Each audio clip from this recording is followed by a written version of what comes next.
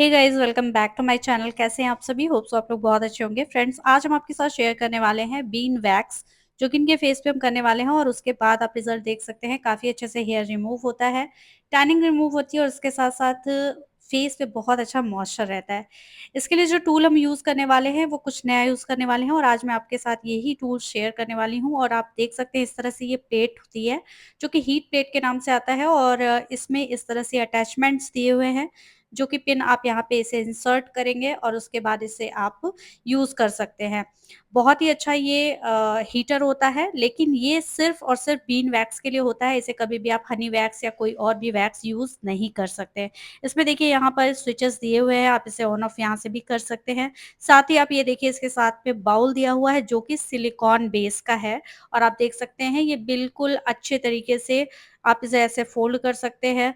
बहुत ही easy to use होता है। इसमें जब भी आप वैक्सेस गरम करते हैं, जब उसे निकालते हैं तो बहुत ईज़िली इस तरह से ये रिमूव हो जाता है, क्योंकि सूखने के बाद वो बिल्कुल हार्ड हो जाता है, तो निकालना और इसको क्लीन करना बहुत ही ईज़ी होता है। पर्सनली मुझे ये जो टूल है ये बहुत ही ज़्यादा पसंद आया। ये प्रोडक्ट मुझे बहुत ज़्यादा पसंद आया। बस इसका प्लेट पे ध्यान रखना होता है कि इसे कभी भी आप डायरेक्टली टच ना करें जब ये ऑन हो, अदरवाइज़ आप जल सकते हैं। तो यहाँ पर आप देख सकते हैं हमने लिया है बीन वैक्स और इस तरह से हम इसमें यूज़ करें, क्योंकि आज हम करने वाले हैं फेस पे बीन वैक्स। और ये जो बीन वैक्स हम कर रहे हैं ये इस तरह से मैं इसे इस्तेमाल करी हूँ। इसमें कई तरह के फ्लेवर्स और क बहुत सारे कलर्स वाले बीन वैक्स भी आते हैं। तो सबसे पहले हम इनके फेस पे करेंगे क्लीनिंग, क्योंकि जो भी इम्प्योरिटीज़ है उसे क्लीन करना बहुत ज़्यादा इम्पोर्टेंट है। अदरवाइज़ जब आप वैक्स करते हैं तो वो अच्छे तरीके से नहीं हो पाता। तो यहाँ पे आप देखिए बहुत ही अच्छे तरीके से मेल्ट हो चुका है और इसकी जो कंसिस्टेंसी है वो यही होनी चाहिए। अगर बहुत ज़्यादा इस थिक फॉर्म में ये रहेगा तो भी ये वर्क नहीं करेगा और थिन फॉर्म में रहेगा तो जलने का डर होता है। तो एक वुडन स्पैचुला से आप इसे अप्लाई करोगे और छोटे-छोटे से पैचेज़ आप लेते जाएँगे और उसके बाद ही आप इसे अच्छे तरीके से रिमूव हो करेंगे। इसमें जो वैक्स की स्ट्रिप होती है उसका कोई नीड नहीं होता है और इस तरह से ये आपको निकाल देना है। तो आप देख सकते हैं बहुत ही अच्छी तरीके से नीट एंड क्लीन तरीके से यहाँ पे हेयर्स रिमूव हुए हैं।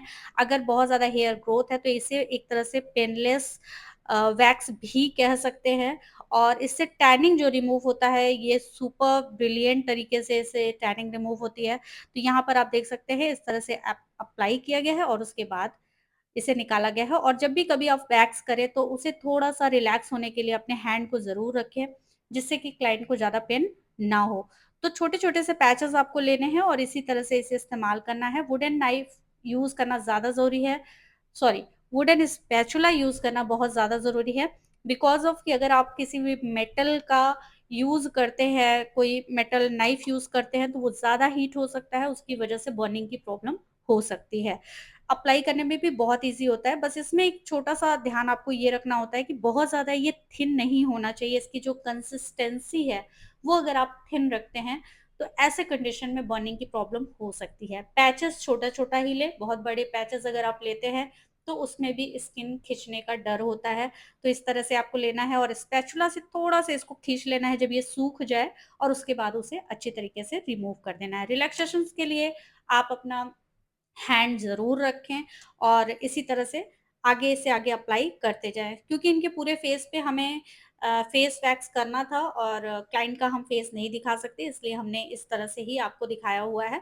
बस आपको ट्रिक समझनी है कि आपको इसे कैसे करना है। दूसरी इसकी जो ख़ास बात होती है वो ये होती है कि अगर आपके पास एसी नहीं है और आप चाहते हैं फेस वैक्स करना, हैंड वैक्स करना, तो विदाउट एसी भी आप इसे यूज़ कर सकते हैं। इसलिए ये वाला जो बीन वैक्स होता है काफ़ी चीज़ों में मददगार होता है और स्पेशली अगर आपके पास एसी नहीं है, तो आप ये वाला वैक्स ज़रूर यूज़ कर सकते हैं। तो आप ये देखिए हमने यहाँ पे इनके साइड लॉक्स किए हुए हैं और साइड लॉक्स करने के बाद जो हेयर निकला हुआ है, वो देखिए आप कितने अच्छे तरीके से निकला हुआ है।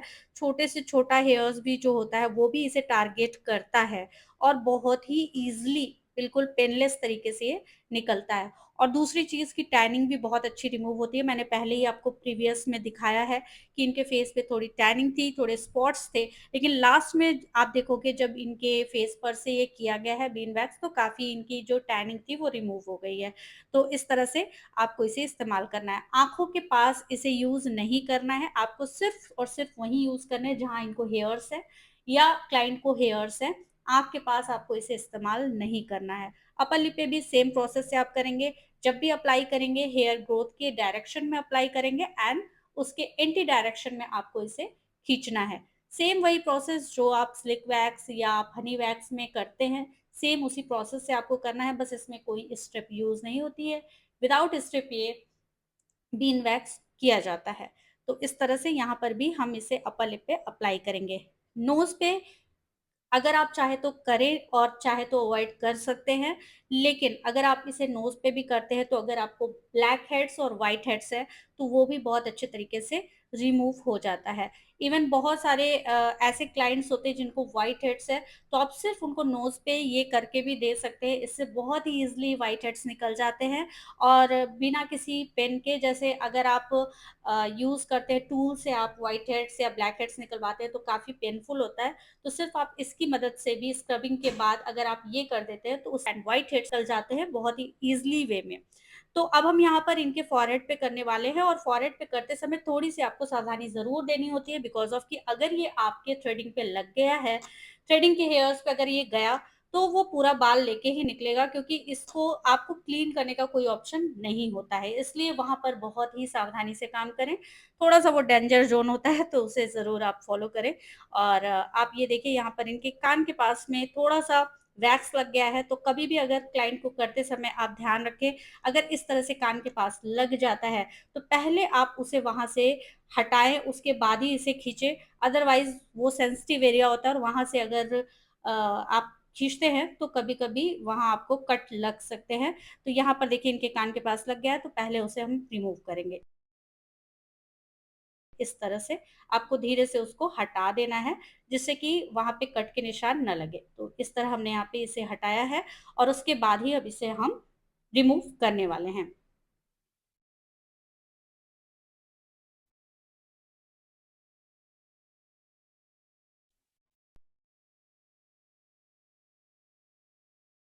आप देख सकते हैं बहुत ही अच्छी तरीके से हेयर रिमूव हो रहे हैं और जितने भी लॉन्ग हेयर हैं, शॉर्ट हेयर है या बिल्कुल महीन-महीन वाले जो रोए होते हैं, वो भी बहुत अच्छे से निकल जाते हैं। एक तरह से ये प्लास्टिक प्रोडक्ट है आप देख सकते हैं, तो कभी भी ये पानी से रिमूव नहीं होगा। इसे आप जब भी फेस पे कर रहे हैं उसको रिमूव करने के लिए आप कोई भी मॉइस्चराइज़र, मसाज क्रीम से इसे अच्छी तरीके से मसाज करें और उसके बाद फिर आप किसी वेट क्लॉथ से इसे अच्छी तरीके से क्लीन कर देंगे।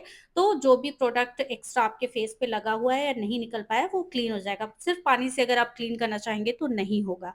तो इस तरह से आप देख सकते हैं यहाँ पर इनकी फेस का वैक्सिंग हम लोगों ने कर दिया है और काफ़ी क्लीन हो चुका था और इस तरह से जितने भी छोटे-छोटे से हेयर्स थे वो सारे निकल चुके थे। तो क्लीन करना बहुत ज़्यादा इम्पोर्टेंट है। आप ये देखिए छोटे-छोटे भी हेयर्स जो है वो निकल चुके हैं, मॉइस्चर बहुत अच्छा आ गया है, टैनिंग रिमूव हो गई है।